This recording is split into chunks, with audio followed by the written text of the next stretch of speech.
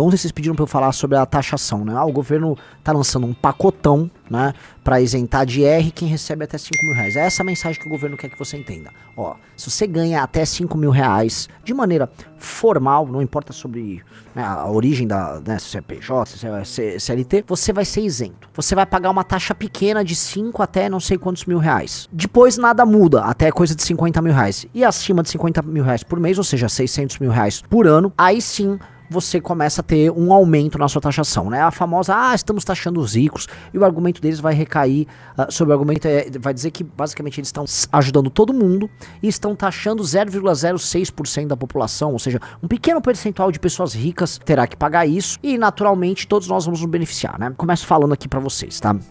Vamos lá, galera. Vocês têm que sempre estar com o desconfiômetro ligado, e eu tava com o desconfiômetro antes que eu vi a proposta, falei, ó, num país que leva a sério a proposta da Erika Hilton para redução de carga horária, ou seja, num país que debate, vamos dizer, os temas mais retardados que tem de maneira absolutamente retardada, você tem que ter muito cuidado como você se coloca, que a chance de você não ser exatamente compreendido é grande. Então todo mundo aqui no Brasil já deveria desconfiar. Bom, governo Lula, que vem numa tendência arrecadatória bizarra, que tem essa sanha arrecadatória bizarra, o governo Lula naturalmente não está vindo aqui, vamos dizer, retirar impostos do meu lombo, né? Eu tenho que entender o que está acontecendo. Ligou o desconfiômetro, vamos analisar a proposta, vamos analisar de onde veio a proposta, como veio a proposta. Primeiro que a gente precisa entender é o seguinte, tá? Isso eu não estou falando da natureza do projeto, estou falando aqui dos autores. Esta é a primeira grande movimentação assinada pelo Sidônio nesse governo. Então o Sidônio, que foi o marqueteiro responsável pela conta do Lula durante as eleições, que assume agora uma posição central na comunicação do governo nesse instante. O Sidônio, ele assume as rédeas e avisa, galera, este aqui é o primeiro, é o primeiro movimento nosso nesse jogo, tá? E é um movimento que pretende duas coisas. Retirar a imagem que esse governo quer ficar taxando as pessoas. Todas as pesquisas de opinião dão conta de que, tirando aquele núcleo de eleitores do Lula que gosta dele, mas que não é exatamente economicamente ativo, tá? Pessoas que vivem de bolsa, pessoas que vivem de aposentadoria e tal. Tirando esse núcleo, a população economicamente ativa aqui no Brasil, em maior ou menor grau, pegou asco do PT, pegou asco do Lula, e isso impede que Lula ganhe as próximas eleições, tá? Lula ou seu sucessor. E eles querem atingir este público economicamente ativo, estamos falando de algumas boas milhões de pessoas, tá? Que seriam contempladas aí com um corte de impostos, que faria com que elas sentissem que elas teriam mais dinheiro no fim do mês. Isso é a primeira coisa. Então você acaba com uma imagem de um lado, e do outro você gera um efeito positivo junto a esse eleitor, que é o eleitor que eles precisam recuperar para ganhar as eleições, ou para no mínimo ter um bom desempenho nas eleições presidenciais de 2026. Coisa 1. Coisa 2. Na cabeça deles isso também tem um efeito de, vamos dizer, injeção de dinheiro na economia, né? Porque você faria com que essas pessoas consumam mais, as pessoas vão passar a consumir porque elas vão ter um valor a mais à disposição ali, esse dinheiro seria injetado na economia, movimentaria a economia, e eles fariam isso sem, naturalmente, o devido corte de gastos na máquina pública. Então eu tô aqui falando primeiro das intenções, não tô falando aqui dos problemas e da natureza do problema. E eu preciso colocar as intenções porque é isso, tá, que este governo está pretendendo. O governo está desesperado. Entendam, um governo que toma toda e qualquer decisão com um marqueteiro a tiracolo é um governo que está em crise. Basta ver como estava a Dilma. É um governo que todas as decisões são tomadas com o marqueteiro junto. Falando, não fala isso, não, vai por aqui, não vai por ali. Entenderam? Todo mundo entendeu? Essa parte 1, ok.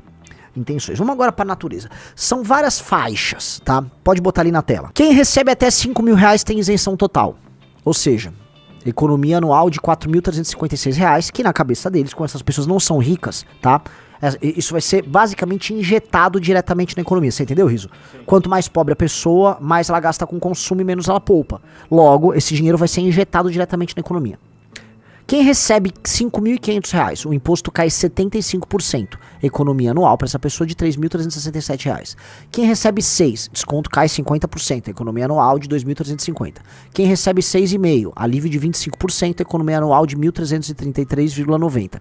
E quem recebe acima de R$ 7.000, as alíquotas progressivas de 7,5, 15, 22,5 e 27,5 permanecem conforme é hoje em dia, sem aumento. Ou seja, quem ganha acima de R$ 7.000 não altera. Então eles estão querendo pegar hoje, tá? Dado que, vamos dizer, com a inflação, esses valores salariais hoje eles são cada vez menos, vamos dizer, poderosos, né? Ele tá pegando hoje a nossa classe média baixa, economicamente ativa, ok?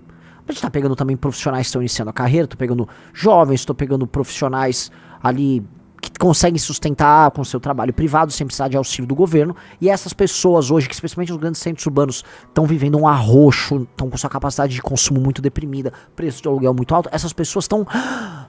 né, puta, eu vou respirar. Então é uma forma de chegar nessas pessoas. A estratégia deles é, né, se essas pessoas podem ver, pô, eu vou ter um aumento imediato na minha capacidade de consumo.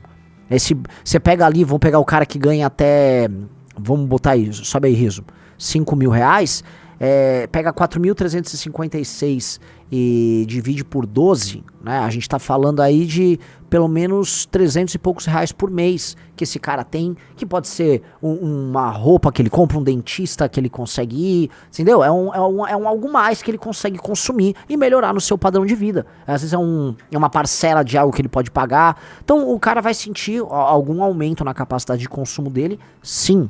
Tá? Isso é um fato. Aí a pessoa fala, pô, entendi, mas de onde vai vir a compensação?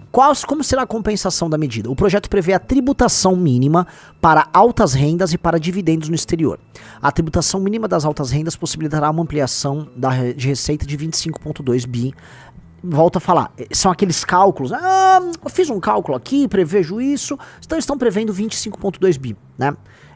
Eu queria saber, assim, eu vou depois entrar no detalhe, mas de onde eles tiram, né? Eu acho engraçado, eles podiam mostrar como é feito o cálculo. Além de 8,9 bi adicionais da tributação de 10% na remessa de dividendos para o exterior, apenas para domiciliados no exterior. Ou seja, o cara que é domiciliado no exterior, tem algum tipo de negócio dele, isso é mais 10% na remessa dele, né? Como eu sempre digo, eu não posso dar dicas de investimento, porque é proibido. Eu digo apenas que criptomoedas são um caminho muito importante para a gente descentralizar o uso das moedas. Só coloquei aí, desde que não seja a criptomoeda do Oruan, tá bom, Rafael Almeida Riso? Trata-se de uma questão de justiça tributária. Para compensar a perda de receitas que o aumento de isenção trará, o governo irá propor um aumento mínimo de até 10% para quem ganha mais de 50 mil por mês, o equivalente a 600 mil por ano, né? Então, na cabeça do governo, a pessoa vai falar, tá taxando os ricos para ajudar a gente. É aí que começa, né? O diabo mora onde, senhor Rafael Almeida Riso? Onde mora o diabo? Os detalhes? O diabo mora sempre no detalhe. Primeira coisa que eu acho engraçado, tá? Qual é a faixa, quanto ganha hoje, qual o salário hoje, que é o teto do funcionalismo? Por favor, senhor Rafael Almeida Riso. É o salário de ministro do STF, que é 44 mil? Os 50 mil não foram colocados ali aleatoriamente, entendeu? É um patamar logo acima do topo do funcionalismo. Como se avisasse, galera do funcionalismo, seguinte, tá tudo ok. Galera, fiquem tranquilos, formalmente tá tudo ok. Eu sempre digo pra vocês, o diabo mora no detalhe. O diabo mora no detalhe. Então começou aqui. Agora, né, se eu não me engano, não sei se foi o Riso ou foi o perfil Duquesa de Tax. Sim. Veja só este outro detalhe, que é um detalhe tão essencial pra gente entender a lógica, tá? Excluídos da tributação de alta renda. Então vamos lá. Tem a tributação da alta renda e tem os excluídos. Ganho de capital, beleza. Herança ou doação e adiantamento legítimo, beleza. Títulos e valores imobiliários isentos, beleza. Poupança, beleza. Aposentadoria e pensão de moléstia grave, beleza. Indenizações. O que são indenizações, isso? E o que são rendimentos recebidos acumuladamente? O que seriam indenizações, pessoal?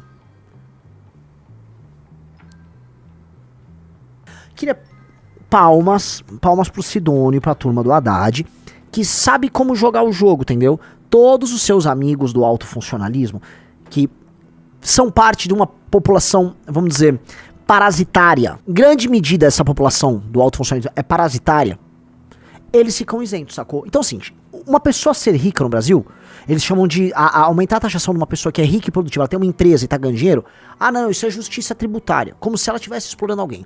Agora, este cara que recebe ilegalmente indenizações e penduricalhos de toda a ordem, veja só que engraçado. Este não existe justiça tributária com ele. Então, este é só um pequeno dos detalhes que a gente vê de falar, atendi a justiça tributária aqui.